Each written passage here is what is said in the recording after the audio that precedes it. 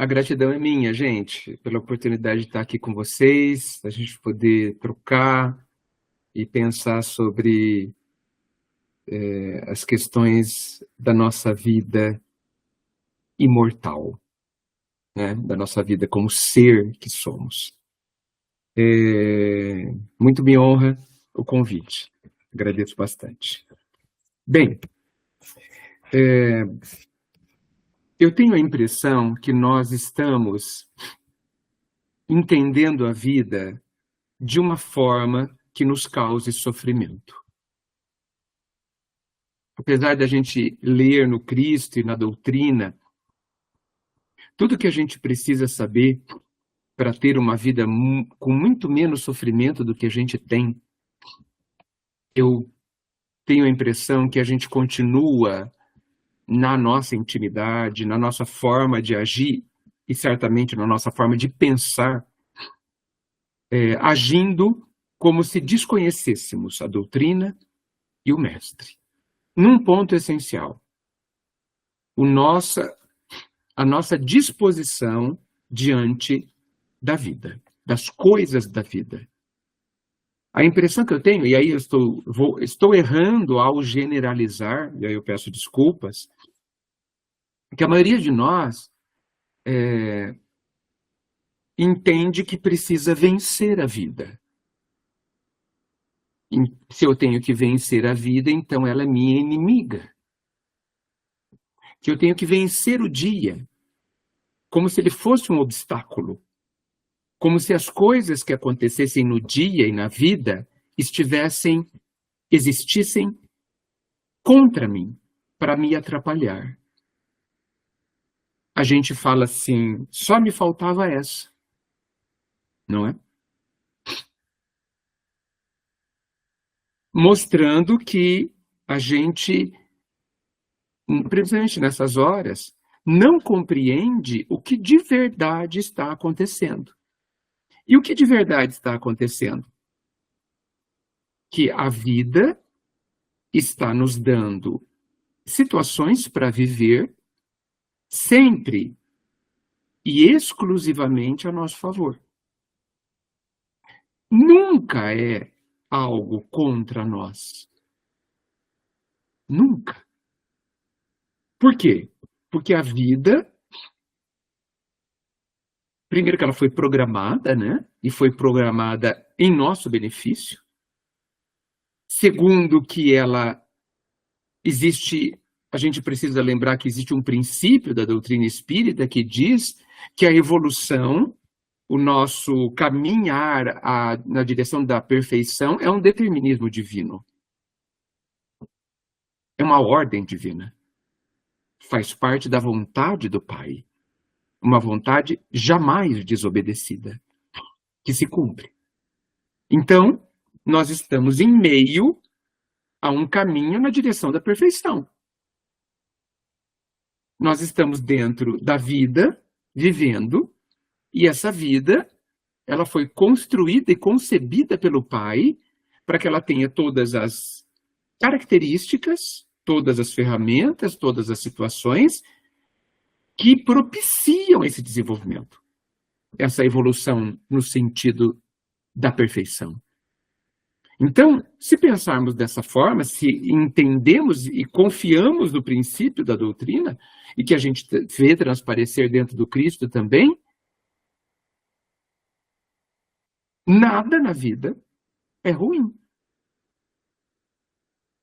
Nada do que acontece conosco é negativo, porque sempre tem nesta vivência que a vida nos propõe algo que nos levará mais próximo da perfeição. Portanto, nos ensinará algo. O próprio Evangelho segundo o Espiritismo tem uma parte, que eu não me lembro onde, mas está lá, que diz que a gente só pode avaliar se um acontecimento é ruim ou bom olhando as consequências dele. Nos dando já a dica de que se a gente compreender como a vida funciona, nós seremos capazes de transformar todos os acontecimentos, de extrair de todo acontecimento algo benéfico. No mínimo, no mínimo, no mínimo, um aprendizado. No mínimo. Um exemplo. No mínimo. Mas certamente há muito mais. Então,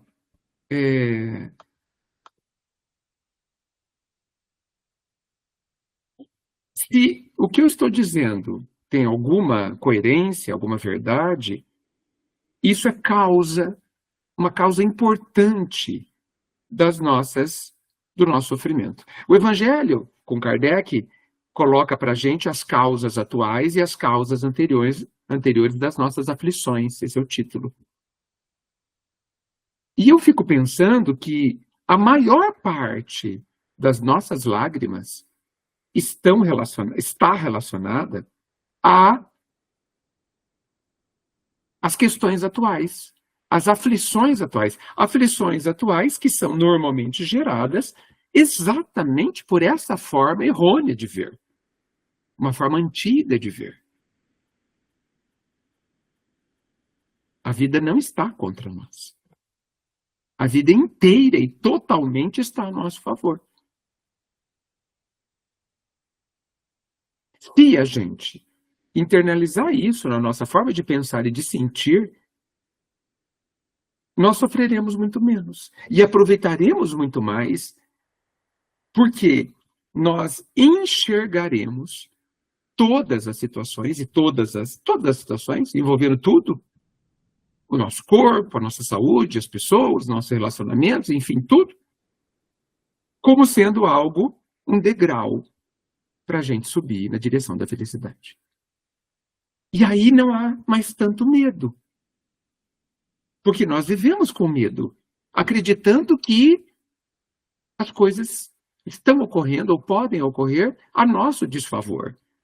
E é da medo mesmo. Esse é um medo sensato, se isso fosse verdade. Mas se a gente começar a pensar que tudo está a nosso favor, não precisamos mais ter medo. Até porque a gente vai lembrar que o plano divino para nós em cada existência, ele sempre está perfeitamente ajustado à nossa capacidade. Não se coloca uma carga acima do que o animal consegue suportar. Isso é uma lógica simples, mínima. E o pai, sábio, evidentemente sabe disso. Então, no plano da minha existência e das de vocês, onde a maioria das coisas, ou as grandes coisas, estão todas planejadas, onde nós vivemos dentro de uma estrutura absolutamente inteligente e a nosso favor, nada está fora do lugar. Os acontecimentos que a gente considera mais estranhos acontecem objetivando algo, trazendo uma oportunidade preciosa, e que muitas vezes, infelizmente, chamamos de tragédias. Chamamos de algo ruim. Nos revoltamos até. Perdendo, assim, talvez uma oportunidade de aprender o conteúdo de sabedoria que aquela vivência pode nos trazer. Isso é muito sério no meu entendimento. Porque essa nossa forma de ver a vida é uma lente que a gente coloca nos olhos e que nos impede de ver corretamente o que de fato está acontecendo. E aí chegamos ao absurdo de acreditarmos que estamos em desamparo. Ao absurdo de imaginar que alguma injustiça esteja acontecendo conosco. Ao absurdo de pensar que fomos abandonados, que estamos sozinhos. Porque abandono, injustiça e desamparo são coisas ilógicas frente às características de Deus. Um ser infinitamente amoroso, sábio, justo, não comete nem injustiça, nem desamparo em nenhum momento, para ninguém. da criação. Mas tudo indica, pelo nosso comportamento e pelos nossos medos, que a gente ou não pensa nisso, ou não confia nisso. E isso me parece algo importante para a gente pensar, porque está na base da forma como a gente vive. A nossa visão de vida, ela está na base das nossas reflexões, da nossa forma de agir. Ela explica como a gente age. Explica os nossos sofrimentos, muitos deles. Talvez quase todos. Por quê? Porque a gente parte de uma ideia que nos faz sofrer. Porque, de fato, dada ao tamanho da fragilidade do nosso físico, não do nosso ser, não do nosso espírito, do nosso físico, dada a imensa e total fragilidade física, se a gente considerar só isso, eu acho que nós temos até pouco medo. Deveríamos ter mais. Porque tudo pode nos ferir. Tudo. O ser humano talvez seja, frente à natureza, um dos animais mais frágeis. A nossa inteligência, felizmente, nos dá aparatos para vivermos em situações inóspitas, em situações muito desconfortáveis. No Polo Norte, ao deserto, a gente consegue viver. Porque somos inteligentes. Mas o nosso corpo é extremamente frágil. E se a gente olhar que a vida é um inimigo a ser vencido, que os acontecimentos estão contra nós e podem nos ferir, então é justo que a gente tenha medo. E é justo que a gente viva guerreando. Nós com a natureza e uns contra os outros. Mas o Cristo e a doutrina que vem ampliar o conceito do Cristo nos indica outra direção. Nos indica que podemos confiar. Porque no máximo, o máximo que pode nos acontecer é o corpo morrer. E convenhamos, né, gente? Morrer não é algo grave. Ou é? O corpo desencarnar diante da imortalidade, qual a gravidade?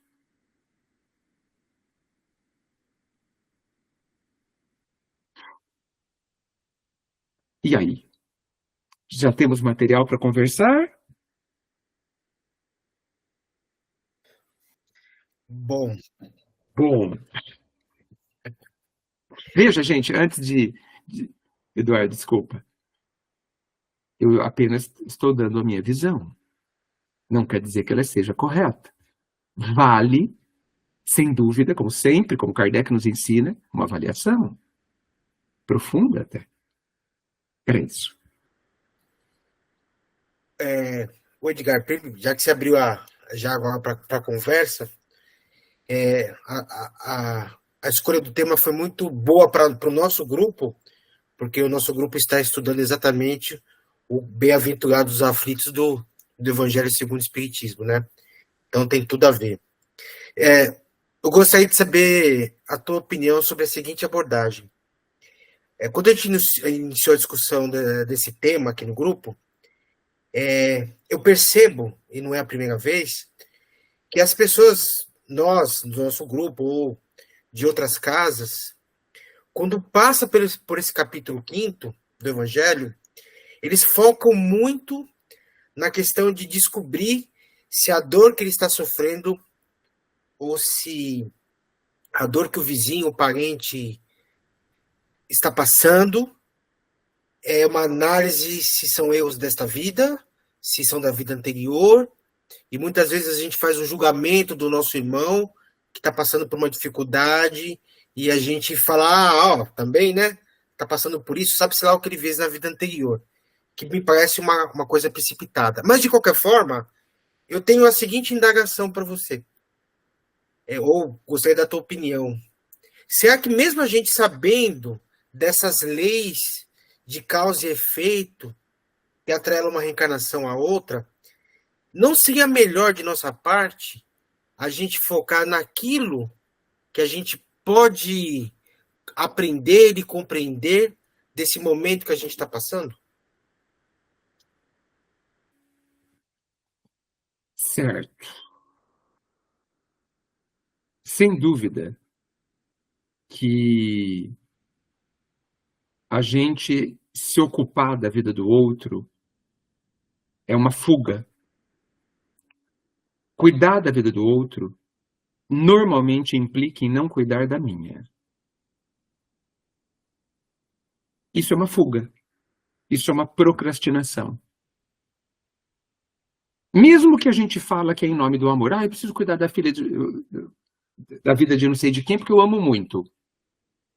Será que é por isso mesmo? Cada um precisa analisar. Então, é muito sério a quantidade de tempo que a gente utiliza na vida, nos pensamentos e nos sentimentos, preocupado com o outro. E eu não estou dizendo para a gente ser egoísta, é óbvio.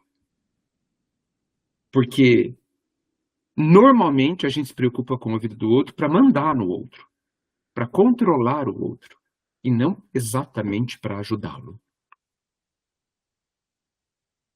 Então, agora indo mais especificamente à sua pergunta, eu talvez até tenha respondido já, né, Eduardo? Né? É muito importante que a gente olhe para dentro de si e tente se curar. Do quê? De tudo que dói. De tudo que dói. Está doendo é porque tem desarmonia. Existe alguma desarmonia no lugar onde dói. Digamos que doa o meu braço. Existe alguma questão no meu braço que precisa ser resolvida. Ou perto do braço, ou que implica no braço. A dor é somente um sinal de alerta. Não existe dor que indique que está tudo bem. Isso não existe. A dor só aparece quando algo não está bem. Quando algo precisa ser cuidado e não está sendo. Então, a dor, e aí podemos ampliar, né? Não estou falando só da dor física, né? A dor moral, a dor do espírito, que às vezes a gente usa a palavra sofrimento, ela está nos chamando a atenção porque talvez nós estejamos preocupados com tudo menos com ela. Então, a minha resposta é sim, 1000 vezes a sua pergunta. Nós deveríamos nos preocupar com aquilo que diga respeito às coisas do ser que sou. Vou fazer uma pergunta, mas eu não quero ouvir a resposta. Tá bom? É só para cada um saber. Pega o dia de hoje ou o dia de ontem. Lembra de tudo que você pensou ontem. E veja se a maior parte diz respeito às coisas da imortalidade, ou seja, da sua vida imortal, ou eram preocupações exclusivamente do mundo, materialistas. Eu não estou dizendo que não devemos nos preocupar com o mundo, porque é preciso dar a César, ou dar ao mundo que é do mundo. Mas a gente não pode esquecer a outra parte. Dar a Deus o que é de Deus significa que a gente deve dar atenção, dedicar o nosso esforço, o nosso pensamento, o nosso sentimento àquilo que é espiritual, que diga respeito a mim como ser, que sou imortal espiritual. Se a gente se preocupou 90% com as coisas da matéria, com as coisas do mundo, nós vamos ter um retorno correspondente.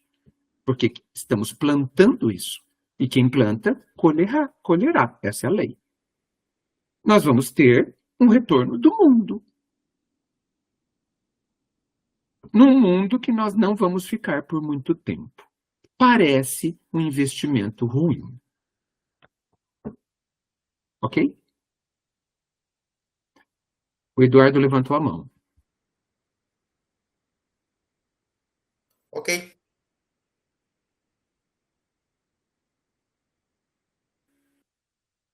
Pois não, Eduardo.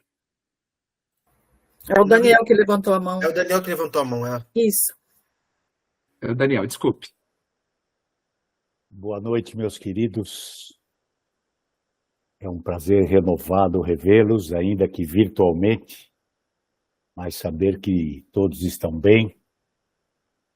E é um prazer mais do que efusivo rever o Edgar, que nos traz sempre uma reflexão relevante e oportuna. Essa de hoje talvez tenha sido a melhor de todas. Porque a pergunta que ele nos faz, ou a advertência, enfim, a observação, ela é uma questão existencial da própria filosofia. Qual o sentido da vida? Ou, como Edgar colocou, qual o sentido que nós estamos atribuindo à vida? Muito bem. Esse é um problema complicado, que nós espíritas, que temos uma reflexão mais além, metafísica, digamos assim, talvez a gente possa ter uma condição melhor de entender essa observação. Mas eu fiquei me perguntando aqui, enquanto o Edgar fazia a sua exposição, qual seria a causa disso tudo? O Edgar disse assim, que nós colocamos uma lente e a partir dessa lente a gente enxerga a vida. Pergunto, Edgar, nós colocamos essa lente ou nós nascemos com essa lente e o nosso grande desafio nesta existência de algumas encarnações é tirar esta lente para que a gente possa enxergar a palavra do Cristo de uma forma muito mais positiva, muito mais proativa, de aprendizado, que nós já temos condições de entender, até porque ele veio aqui nos passar essa mensagem. O que é 2000 anos na existência? Não é nada. Então nós somos contemporâneos com o próprio Cristo, né? Mas nós temos muita dificuldade de fazer esse aprendizado. Porque nós temos uma série de distrações do mundo material que nos impregnam o tempo inteiro. O Edgar falou, faça a reflexão do seu dia, do dia de ontem, e você vai perceber que o dia é uma vivência material permanente. É claro que nós podemos quebrar isso, e estamos fazendo isso nesse momento, de que não é só isso. Mas eu pergunto, Edgar, nós colocamos essa lente ou já nascemos com ela e temos que aprender a tirá-la? Ótima pergunta, Daniel. Para respondê-la, eu penso que a gente precisa voltar alguns milhões de anos. A gente precisa perceber que nós estamos num ponto de tomada de consciência. Se vocês perceberem, a maior parte do nosso dia a gente vive inconscientemente, né? Que significa que nós fazemos coisas de forma automática. Se me perguntarem se eu fechei o carro, eu vou ter que ir lá ver, porque não sei. Sempre fechei, mas vou ter que ir lá ver, porque não está registrado em mim, a ponto de eu acessar isso. Normalmente, em situações tensas, a gente continua usando a técnica do bateu, levou.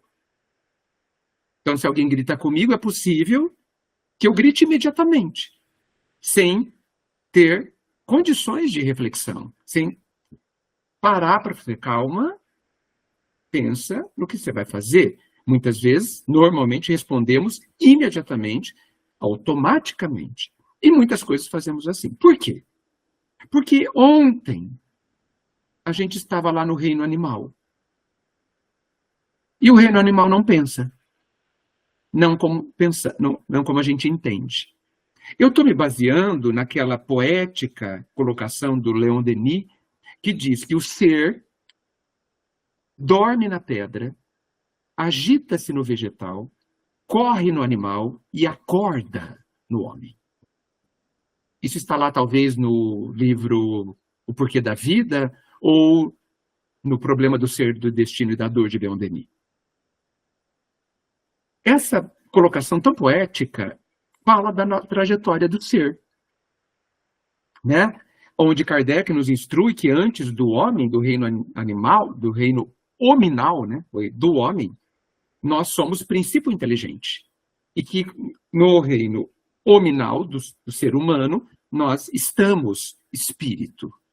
Não entendemos muito bem como isso funciona, mas eu acho que não é importante agora. O importante é a gente saber que nós passamos muito tempo inconsciente.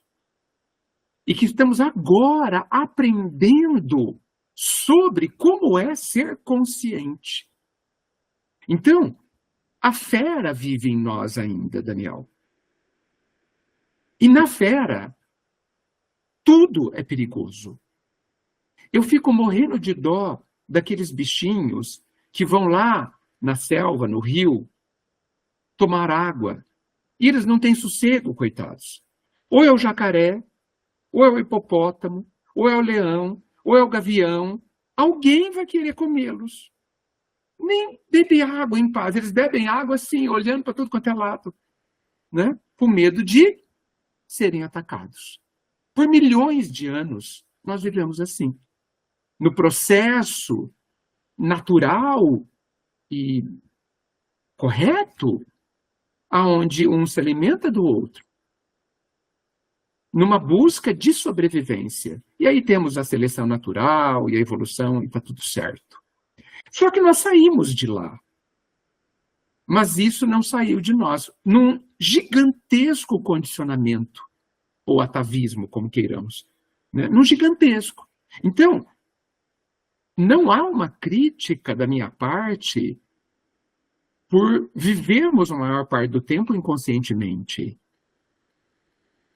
Nem tenho o direito de fazer essa crítica. Então, nesse ponto, eu posso responder essa pergunta, mas com todas essas ressalvas, Daniel, que essa lente imperfeita nasceu conosco. Por quê? Porque a gente vem trazendo isso. Mas veja, um processo evolutivo é um processo educativo. É um processo educacional. Por isso que Emmanuel, por exemplo, diz que a Terra é uma escola. Em outra mensagem, ele complementa, e eu prefiro essa segunda, onde ele diz que é escola e oficina. Onde eu aprendo e executo, para aprender mais ainda. A grande questão é que o mestre, olha só, estamos na escola e o mestre comparece para deixar as lições fundamentais. O mestre, de fato, contemporâneo ainda, basicamente, pensando na vida eterna, nos deixou. Como é que nós vamos deixar para trás esse condicionamento, onde tudo é contra a gente? E isso, no nível consciente, isso é muito tenso. O animal não fica muito tenso, porque ele entende as coisas de outra forma. Nós que temos consciência, sofremos ao nos imaginarmos permanentemente atacados. Permanentemente em risco. Em risco do quê? De um problema biológico, de uma morte biológica. E cada vez mais isso precisa se tornar menos importante. Por quê? Porque o Cristo veio nos dizer que a vida espiritual é imensa, infinitamente mais importante que a vida física. Tanto é que o Cristo afronta o instinto de conservação, dizendo que devemos morrer pelo outro. Isso é uma afronta, maravilhosa afronta ao instinto de conservação, que diz: proteja-se a qualquer custo. A qualquer custo. Matando, se necessário for. O Cristo vem trazer uma outra ordem, dizendo que nós mudamos de nível e aquelas leis que valiam para trás não valem mais. Não vale mais. Aquilo que era importantíssimo não é mais. Porque a gente se descobre ser espiritual. A vida verdadeira é espiritual e não aqui. A grande questão é que somos nós que vamos ter que trocar de óculos. Somos nós. Usando o quê? A ferramenta fantástica da vontade. Somos nós que vamos nos autoeducar e nos auto-evoluir. Mas, aí vem. O ponto que nós estamos... Então, nós tivemos o Cristo Mestre, tivemos o Consolador ampliando. A doutrina, no meu entendimento, é uma lente de aumento sobre o Cristo, ampliando, tornando lógico, aonde tudo fica claro, ou muito mais claro do que antes. E a vida, então, nesse ponto, nos pergunta: e aí? O que vocês vão fazer com a chave da liberdade frente à dor? Essa pergunta ecoa ao longo dos tempos, desde o Cristo. E está aqui agora, aonde a gente precisa descobrir por que não estamos mudando a nossa forma de ver. Ou talvez estejamos mudando a nossa forma de ver. Cada um de nós precisa ter clareza se estamos fazendo este esforço ou se nós continuamos brigando com a vida e sofrendo. Não porque a vida é ruim, como dizem, mas porque a vida não foi entendida. A gente tinha uma cura e jogou fora o remédio. E a gente fez isso por quê? Porque não entendeu o que estamos estudando, não entendemos o que estamos estudando, ou o nosso coração é duro? Cada um de nós precisa responder essa pergunta. Porque eu vejo, e aí me corrijam, veja, eu comecei dizendo que eu sabia que eu iria errar ao generalizar. Mas é mais fácil generalizar, né? Mas é forma de falar, porque evidentemente que há exceções. Eu fico percebendo como é que a gente estuda a doutrina e o Cristo. A gente fica, muitas vezes, preocupado em decorar para mostrar para os outros que decoramos. Ficamos conversando 1000 vezes sobre o que temos que fazer. E nós já sabemos o que temos que fazer. Nós temos que amar o outro. Nós temos que nos educar, etc, etc, etc. E nós, normalmente, não estamos estudando como nós vamos fazer o que precisamos fazer. E isso me indica, ou me sugere, que a gente não está disposto, ou atento, ou desperto ao que nós devemos fazer. Nós sabemos que é esse o caminho, mas estamos de verdade querendo caminhar esse caminho? E para finalizar, eu acho que eu já respondi ao Daniel, mas a pergunta que, para mim, é a mais impactante do Livro dos Espíritos é a 909. Acho que muita gente já me ouviu falando isso, porque eu insisto nela. Ela é muito contundente, a resposta. Quando ela diz que nós conseguimos vencer as nossas dificuldades com esforços insignificantes. Isso é muito duro de ouvir. Se fosse assim, é um esforço bom. Não, é insignificante, gente. Insignificante é quase nada, ou nada. E ela nos afirma que o que nos falta é a vontade. Então ela muda completamente a localização da nossa dificuldade. Não é esforço que a gente precisa fazer. É vontade. É muito grave. É muito mais complexo. A gente se perguntar, então, por que eu não tenho vontade de aprender a ser melhor e a ser mais feliz? É uma pergunta muito mais séria. Obrigado pela pergunta, Daniel.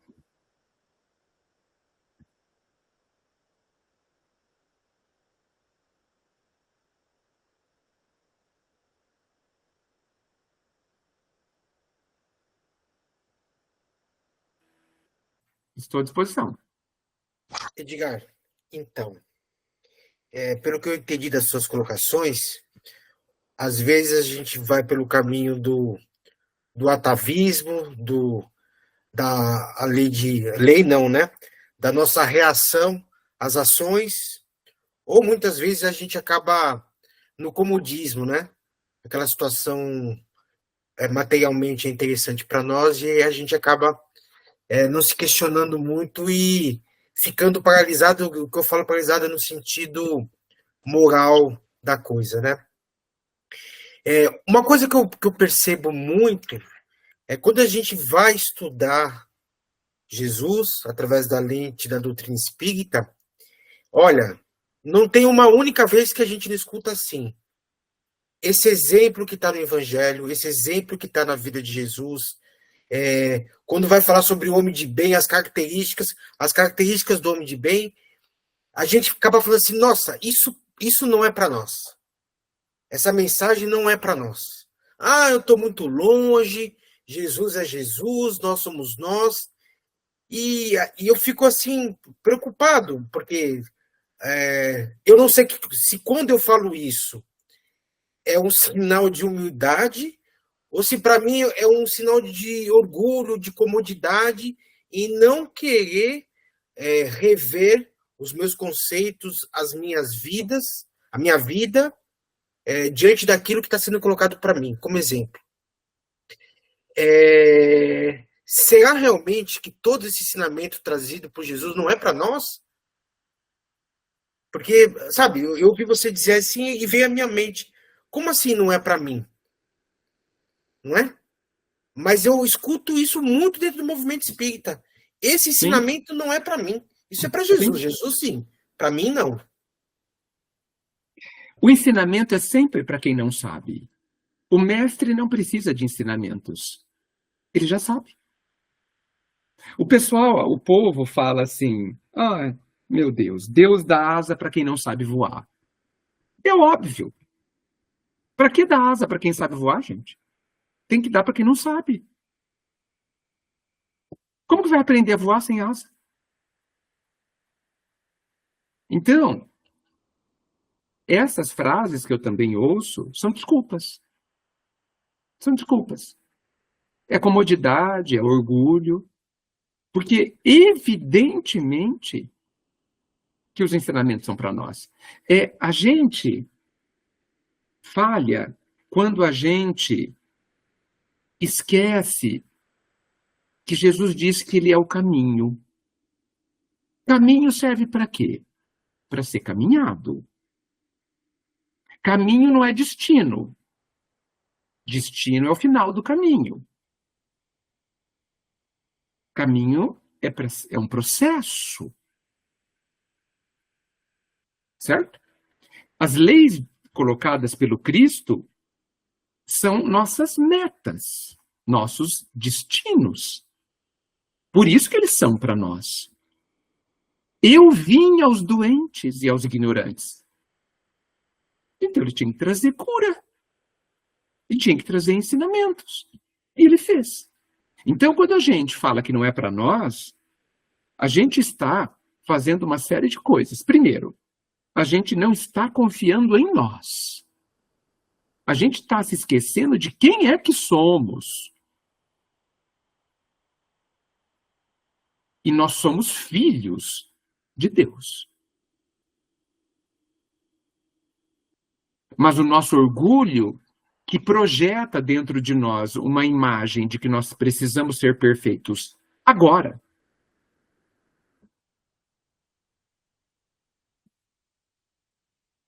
não aceita o processo. Não aceita que existem passos a serem dados na direção da perfeição, porque o orgulho quer agora. E é por isso que não gostamos de críticas, porque a crítica diz que nós não somos perfeitos agora. Sendo que isso, as nossas críticas são óbvias. Alguém dizer que a gente está errado é quase chover no molhado. Que novidade há em alguém errar? Não imagino. A coisa mais óbvia do mundo. O espanto é quando a gente acerta. Porque estudantes erram. Quem está formado, que nem Jesus, ele não erra. E aí seria espantoso ele errar. Mas nós, óbvio. O pessoal fala assim, aquele centro eu não vou mais, porque eles não são unidos. Óbvio. Porque a gente imaginava que tinha anjos lá. Que ideia infantil que imaginou isso? Quem está lá? Pessoas. Num planeta de provas e expiações. O que nós vamos ter lá? Problemas. Melindres, desilusão, desunião, orgulho, egoísmo. Por que o espanto? Não entendi. Então, quando nós respondemos diante do ensinamento que não é para nós, é porque a gente não está aceitando que nós precisamos nos educar. É preguiça e é orgulho. E cada um tem o direito, não podemos esquecer disso, de ser assim. E cada um tem o direito. E não sei se cabe a alguém criticar por isso.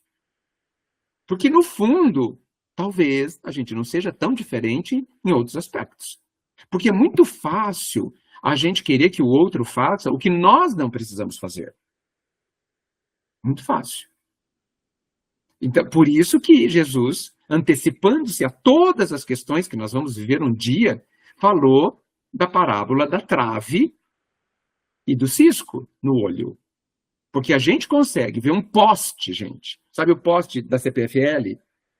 A gente vê um poste no nosso olho. Não, a gente vê um cisco no olho do outro, olha só. E não vê um poste no nosso. Tá certo? E olha que poste é bem grande, hein? Umas 4 vezes maior que a gente. Mas a gente não enxerga em si próprio, mas enxerga um cisco. Um cisco é um grãozinho a quilômetros no olho do outro. De novo, juntando a primeira questão que o Eduardo colocou, a gente se preocupando com o outro, ao invés de cuidar da própria vida.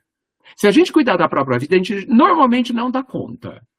Agora, se a gente perder cuidando da vida dos outros, aí não vai dar conta mesmo. Ok?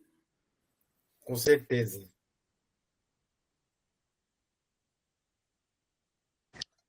Posso falar? Então, obrigada, Edgar. Você falou uma coisa assim que me ajudou a entender. Eu queria fazer uma pergunta, entender esse cenário de debate. Eu fiquei assim imaginando que você como um cirurgião, sabe? Então, a gente vai no médico e o clínico fala um monte de coisa. Mas o cirurgião vem e fala, não, é só aqui, ó. Sabe? E quando você falou da vontade, nossa, né? Quer dizer, não é uma questão de esforço, né? É de querer, de vontade, né? Então, a minha pergunta para você é assim, será que então a gente está falando de uma atitude? Será que, sabe, a gente não tem que mudar a nossa atitude diante da vida? A minha resposta é 1000 vezes sim. Mas é uma atitude que nasce da alma, sabe? Por isso que eu gosto do fundo do poço. sabe? Sabe quando a gente chega no fundo do poço? Quando tudo nos é tirado, entre aspas. Quando a gente está no chão, essa é uma hora boa. Dolorosa, é claro. Mas é uma hora onde as grandes transformações, as grandes atitudes aparecem. É o ponto de inflexão. É você indo para um lado e fala, chega, não vou mais, vou para o outro lado. Então, eu gosto de brincar, falando sério. Eu gosto de falar sério, brincando, de que o fundo do poço é um lugar importante. Porque eu penso que, e eu falo de mim, não estou falando de mais ninguém, no final das contas, que a gente vive negociando com a vida, sabe? Ou tentando, é claro. A gente tenta, mas com ela não tem acordo. Só há um caminho. Jesus disse, eu sou o caminho. E nós queremos negociar com Cristo falando assim, ou com a vida. Olha, se eu fizer caridade sábado de manhã, tá bom. Né? Se eu perdoar aquela pessoa e não aquela, será que eu consigo passar de ano? Então a gente vive negociando. Né? Mas a vida, a quem ninguém engana, ela quer uma única coisa, a transformação íntima. Não é só comportamento, é o que tem dentro do comportamento. Eu posso entregar a cesta básica com muitos sorrisos, e respeito, e gentileza, e educação. E já vai ser ótimo, vai ser maravilhoso. Mas a vida quer mais. Ela quer que também algo dentro da nossa alma se abra e a gente entregue o que é só nosso, que é o sentimento.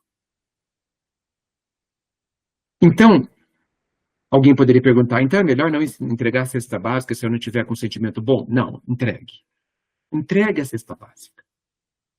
Porque na contabilidade divina tudo conta. Tudo é registrado. E se o seu ato, mesmo que egoísta, mesmo que não profundamente fruto de uma transformação, se ele fez o bem a alguém, isso te ajudará. Mas nós precisaremos prosseguir até o momento em que ocorrerá uma transformação profunda dentro de nós. Este é o processo. Está tudo bem desse jeito. Está tudo bem a gente fazer o bem para não sofrer, que normalmente é o estágio que a gente está. Está tudo ótimo. É o que eu sei, é o que eu dou conta para hoje. A Emmanuel, numa outra mensagem, diz uma coisa que eu já falei para ele que eu não vou conseguir tão fácil. Ele fala assim que a gente deve fazer o bem por amor ao bem. Eu falei, desculpa, não sei fazer isso. Não sei. Não sei. E não faço. Por amor ao bem, aliás, nem sei o que é isso. De tanto que não sei. Eu faço bem para não sofrer. Eu faço bem porque eu gostaria de ser feliz. É também egoísmo. É. É o que eu sei hoje. E já é melhor do que ontem. Porque possivelmente ontem eu nem bem queria fazer. Eu estava muito mais egoísta. Então já houve um progresso. E tudo bem. Amanhã, eu não sei quando é amanhã, eu vou entender o que é fazer o bem por amor ao bem. Então, é uma mudança de atitude, mas e cada vez mais há de ser uma mudança que nasce da alma. É lá que as grandes transformações vão ocorrer, mas muitas vezes de fora para dentro. E está tudo bem também. Ok? Obrigado pela pergunta, Cleusa.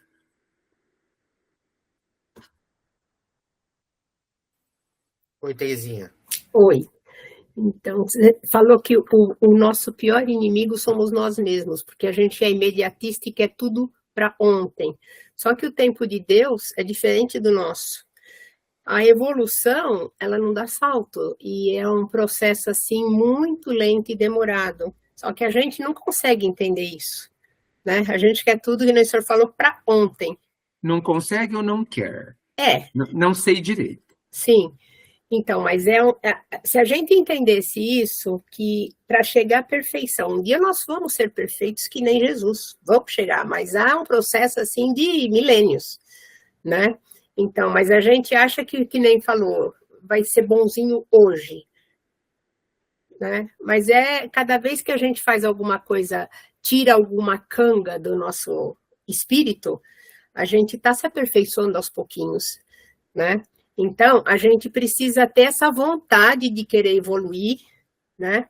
E pôr em prática, porque a gente estuda, mas pôr em prática é diferente, né? É diferente. Por isso que a minha reclamação é: por que a gente não está estudando sobre como pôr em prática?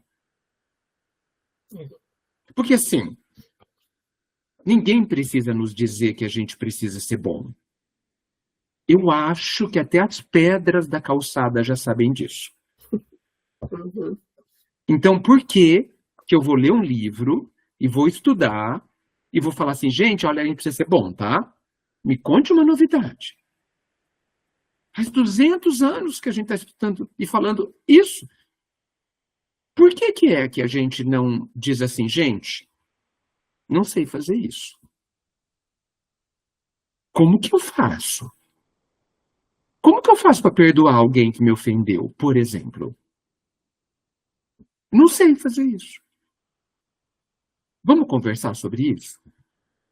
Vamos conversar sobre como cada um está tentando resolver essa questão? Sabe como a gente fazia na escola? Que tinha tarefa e a gente se reunia para fazer tarefa e um ajudava o outro? Mas a gente não ficava perguntando assim, gente, a gente tem que fazer a divisão, tá? Aí o outro falava, tá certo, olha, a gente tem que fazer a divisão. Olha, a tarefa de hoje é a divisão. Todo mundo já sabe. Por que a gente não se preocupa e gasta tempo em como é que eu faço a divisão? Então, eu tenho a impressão que a gente não quer aprender a fazer a divisão, que a gente não quer aprender a perdoar. Porque a gente não está nesse caminho. A gente está falando assim, olha, a gente precisa ser melhor. Certo, próximo assunto.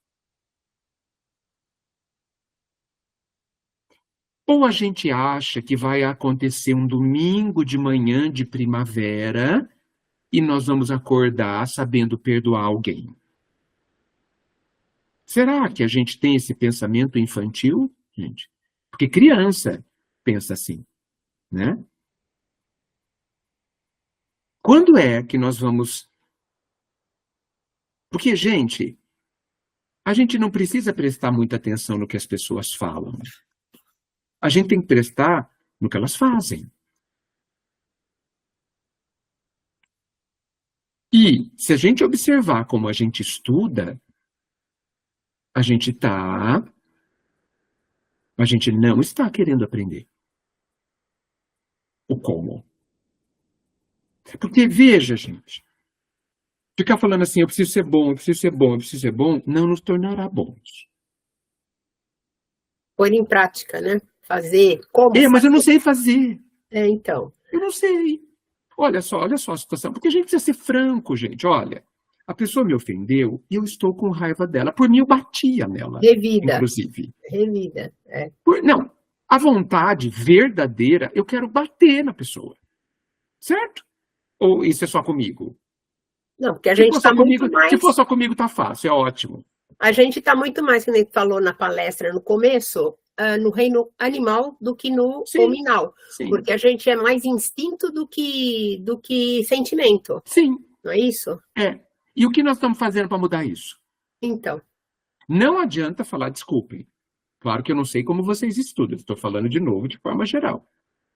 A gente lê o texto para falar, não é mesmo, né? Eu tenho que perdoar. Eu não vou nesse estudo. Ô, Edgar. Eu não sei. Oi. Tem aquela historinha do Chico, né? Que ele foi falar mal de um político.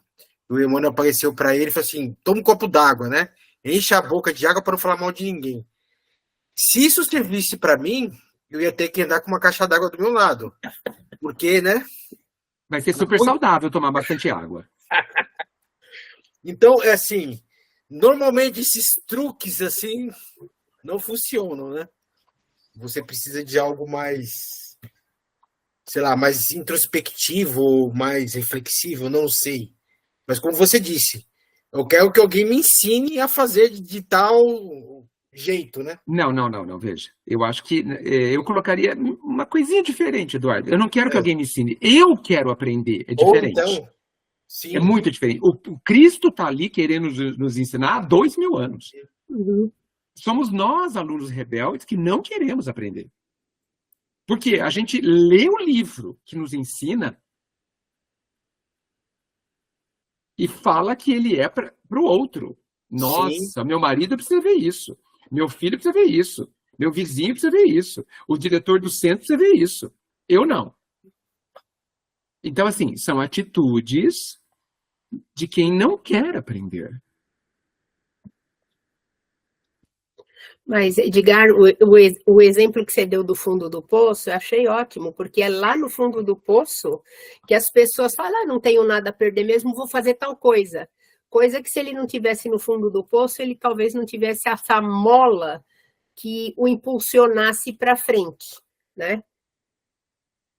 Para me ajudar a não esquecer do que eu preciso fazer, eu prefiro dizer que não são as pessoas que devem estar no fundo do poço, somos nós. Eu também. Porque não é porque eu estou falando isso que eu não falho sobre isso. Porque eu também percebo em mim situações onde eu não quero aprender. Não quero. É mais fácil postergar, né? É. Ficar com a barriga. Vai doer mais, mas aparentemente Mas é mais um fácil. dia, um dia a gente Escolhas. chega lá. Escolhas. É. Tem a eternidade toda para aprender. Né? Oi, Daniel. Eu queria só fazer uma observação, não uma pergunta, e é uma observação até certo ponto impertinente, mas eu não queria que vocês tomassem como uma provocação, que essa questão que o Edgar traz de o que fazer, nós já sabemos, estamos carecas de saber o que fazer. O como fazer, que na minha modesta forma de ver, é o vigiai. Nós temos que prestar atenção no que estamos fazendo. Eu sou espírita desde ontem. Ontem que eu digo há 13 anos só. Então, eu tenho muito a aprender a respeito dessa doutrina. Mas essa questão, ela me incomodou.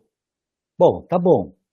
O Evangelho me ensina o que fazer. Agora, como fazer? E aí a impertinência e a provocação. Eu encontrei no budismo muitas respostas para essa questão. Muitas respostas. Eu vou dar dois exemplos rápidos. Primeiro, a meditação. A meditação nos ensina a controlar a própria mente. Que nós achamos que controlamos, mas não controlamos. É o que o Edgar falou, nós estamos no piloto automático o tempo inteiro. A meditação te ajuda a vigiar, presta atenção no que você vai fazer. Se eu vou entrar numa reunião tensa, com supostos adversários, eu tenho que me concentrar e me imbuir deste objetivo para que eu não faça o que não deva fazer nessa reunião. E outra coisa é a impermanência que o budismo traz. Nós achamos que há uma permanência em tudo, inclusive nos objetos concretos e materiais que estão aqui à nossa volta. Daqui a 100 anos, o que eles serão? Nada, um pó, sei lá o quê. E o que é 100 anos? Portanto, absolutamente tudo é impermanente, inclusive nós mesmos, ou o que a gente sente, enfim, né? Então, eu encontro muitas vezes no budismo, apesar de ser espírita, mas eu encontro muito no budismo ferramentas que me ajudam a responder essa questão, como fazer. Não que eu faça o tempo inteiro, mas eu me esforço tanto quanto possível. Mas era uma observação que eu queria fazer. Obrigado. É uma observação interessante, porque por que não a gente beber em todas as fontes sábias para aprendermos? Por que não? Nós sabemos, e isso quem diz é o livro A Caminho da Luz, que o Cristo, coordenador de todo o processo evolutivo no planeta, mandou diversos prepostos para instruir toda a população. Porque nós não podemos cair na armadilha de pensar que só os cristãos sabem o caminho. Não podemos cair nessa armadilha. Porque mais da metade da população estaria perdida. Estaria sem um guia. E o mestre guia a todos. Nenhuma ovelha se perderá. Então, eu acho muito interessante que a gente beba, a gente vá encontrar a nossa sintonia, ou elementos, ou ferramentas, em todas as partes. No budismo, no islamismo, onde for. Não vejo por que não. Então, excelente. Edgar, uma outra observação relacionada ao que a Teresa falou, que a nossa evolução é muito lenta, é um processo, não é verdade. E o budismo veio trazer exatamente esta outra verdade. O Buda se iluminou nessa existência. Ele largou tudo, ele era de família abastada, meditou durante 6 anos seguidos e permanentemente para atingir a iluminação. Então, é possível que atinjamos a perfeição nesta encarnação. Agora, depende da nossa vontade e da nossa atitude. Depende disso. Mas nós temos todo o ferramental para sermos perfeitos hoje, se quisermos ser perfeitos. Daniel, eu prefiro pensar que o Buda não aprendeu tudo nessa existência. Como foi dito aqui, a natureza não dá saltos, né?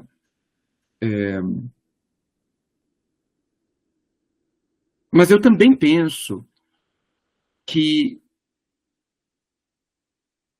a gente não devia se preocupar com o tempo, mas devia se preocupar consigo mesmo.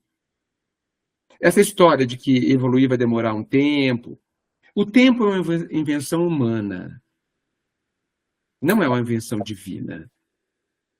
Tanto é que o tempo passa a ser diferente no plano espiritual, nos diversos planos espirituais. E o Pai, que é eterno, e alguns dizem que a eternidade não é um tempo infinito, mas é a ausência do tempo, é um presente permanente, e nós nem entendemos o que é isso, evidente, né? Então, assim, não importa quanto tempo demorará, isso não é importante. Vejam, olha só que interessante, para a gente nem ir muito longe. Se nós somos imortais, será que o destino é importante? Ou é a caminhada que é importante? Para a gente pensar.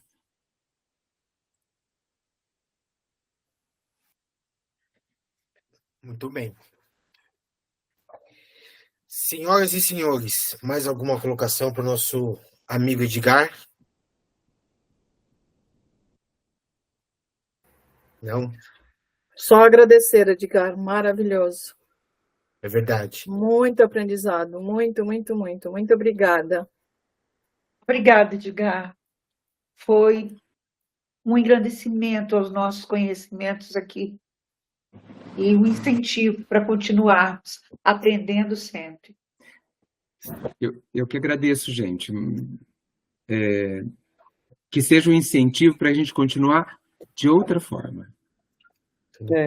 Curando as formas, né?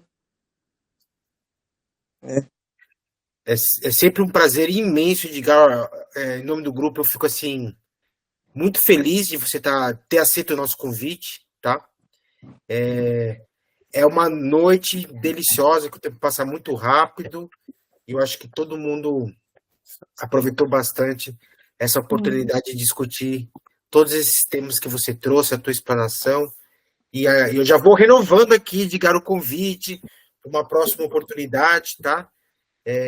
Assim que você conseguir conciliar a tua agenda, a gente ir conversando, porque realmente é muito bom. Então, muitíssimo obrigado.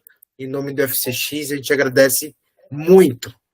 Sinta-se querido e abraçado por todos nós, tá? Muito obrigado, amigos. É uma alegria, uma honra estar com vocês. É muito estimulante vocês estarmos juntos nesse caminho, sabe?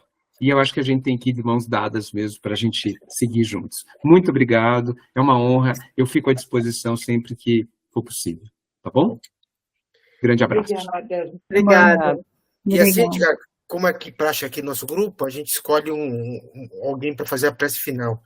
E, Regininha, você pode fazer a prece final? Posso?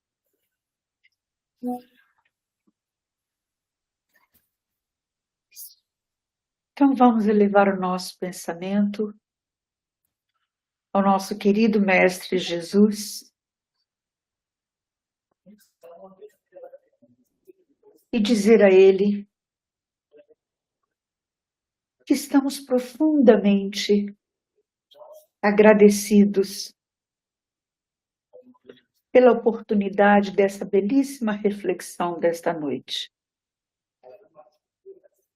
Com certeza, conseguimos dar um passo, por pequeno que tenha sido, a caminho da nossa reforma íntima. Foram questionamentos muito interessantes que nos vão fazer refletir por muito tempo. Agradecemos aos benfeitores espirituais que estão sempre conosco, nos amparando, nos intuindo, trabalhando por nós. Agradecemos ao mentor de cada um, ao mentor do grupo FCX.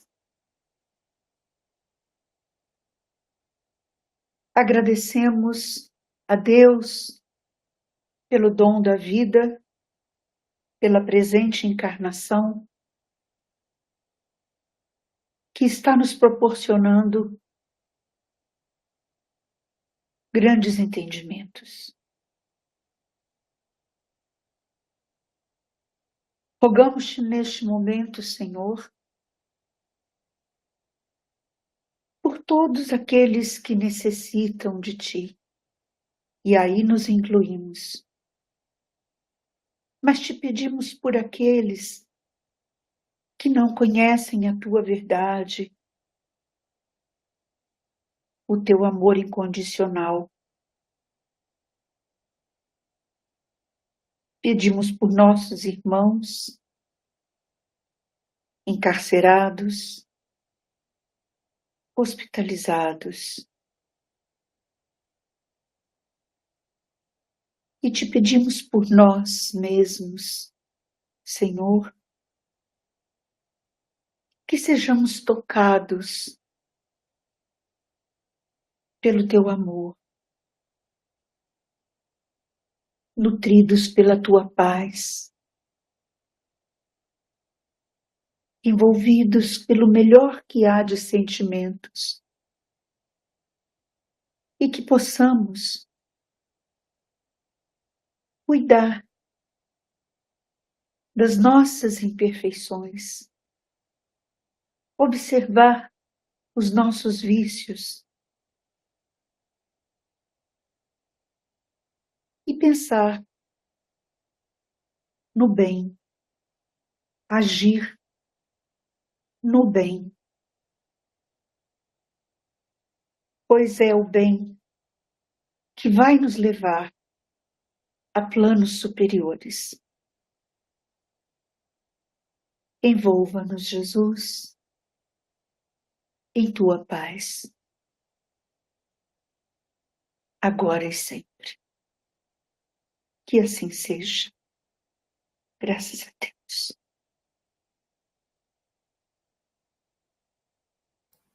Graças a Deus.